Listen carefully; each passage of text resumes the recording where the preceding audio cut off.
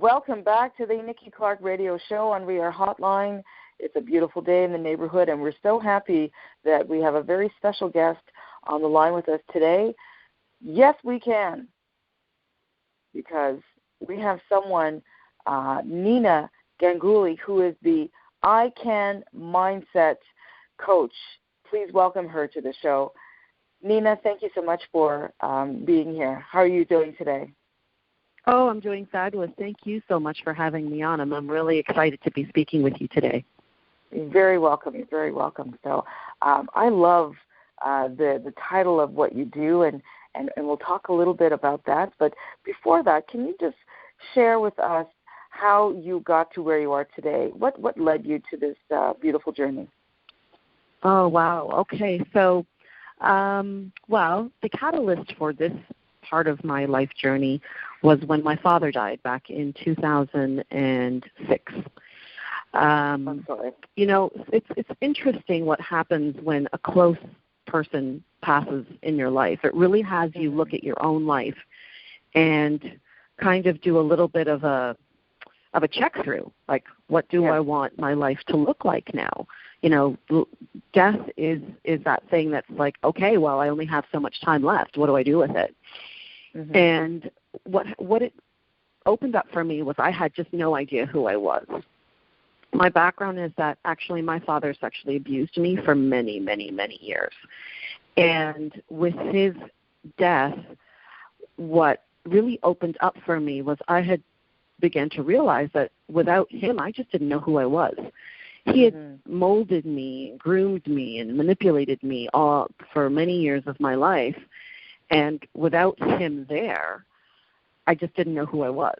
And you know what? I did have an identity that I created, but that was built on what his expectations were. And so when he passed away, there was no one to validate who I was anymore. And, when you are coming from an abusive situation, you are molded into whatever somebody else wants you to be. So anytime your own identity wants to peek through, you're told you can't do that. You can't be that. Because I was being groomed to be somebody specific, but not who I really was. And I actually just didn't know, had no clue. Who were you groomed to be, Nina? I was groomed to be his wife, really. So, he designed me in a way, since I was 8 years old, to take the place of my mother, who was still alive and very, active in her relationship with my dad. But what he did was he groomed me in such a way that I did and was everything he felt that he wasn't getting, or what I was providing he wasn't getting through his relationship with my mother.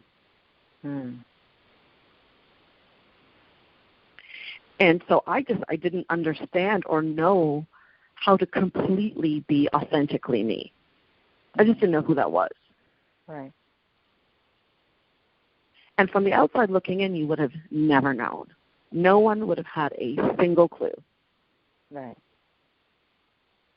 From the outside looking in, everything was functional, but it was functional. Like we all had we had family dysfunctions for sure. He was a charismatic, controlling man.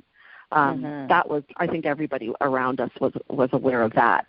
But the skeletons in the closet, no one was aware of. And from the outside looking in, I was a gregarious person. I seemed independent, had a voice.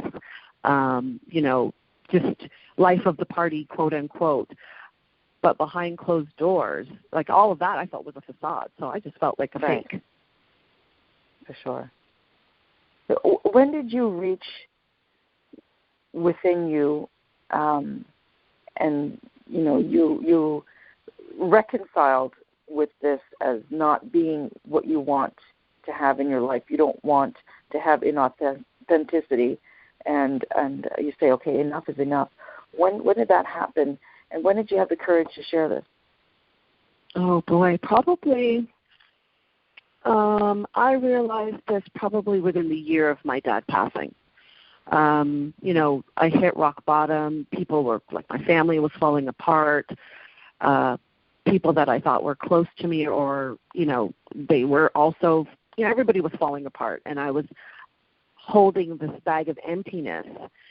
And quite honestly, what happened was I found God. And, Amen. He led me on this journey for the past almost, 10 years. My dad's death anniversary will be 10 years this year. And He led me to a place of coaching and connection with Him. And through there, I really got that I'm here to be of service to others, to those who feel that they don't have a voice or they just don't know who they are, and their obstacles continuously get in the way of creating and having the life that they want. Like, if I can now have the life that I want, anyone can. Yes. And just the right people kept showing up in my life. And you found that through just a relationship with God, just reconnecting with Him and Him opening up doors for you and divine opportunities that you didn't know were there with this blockage that was put in front of you from no fault of yours, just something that happened. And that's amazing. But you're able to take this emotional burden and redirect it into a positive energy by becoming the I Can coach. So when people come to you and you have this wealth of experience, what kind of questions or maybe more specifically, what's one way we can shift our I Can mentality?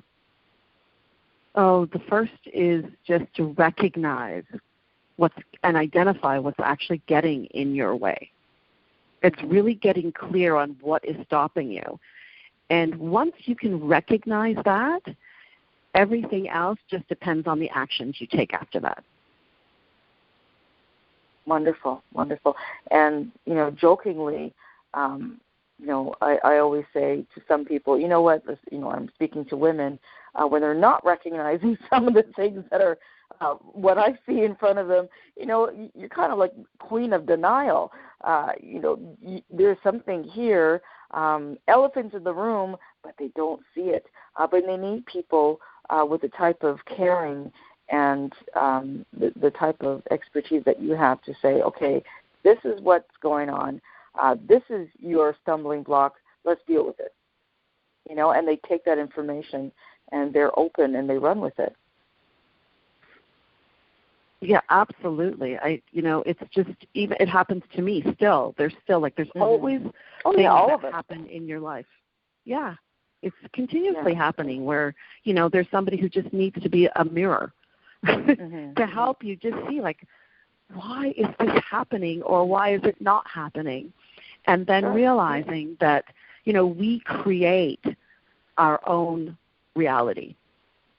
Absolutely. Right? Absolutely. Yes, I was abused, but then I made a whole life around that.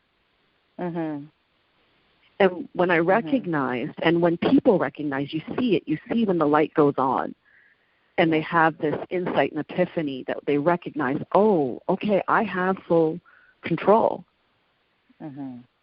Whatever I think I can't do is I've just made that up. Absolutely. And in the same way, you can make up what you can do. Exactly. So the power is really in your hands, and you can't blame anyone else right now because you're fully accountable for your behavior, and that's an important part of teaching someone. Yes, that's an important teaching for people because I see a lot of people who have this pass the buck kind of attitude. Well, it's not me, it's him, it's her, it's the situation.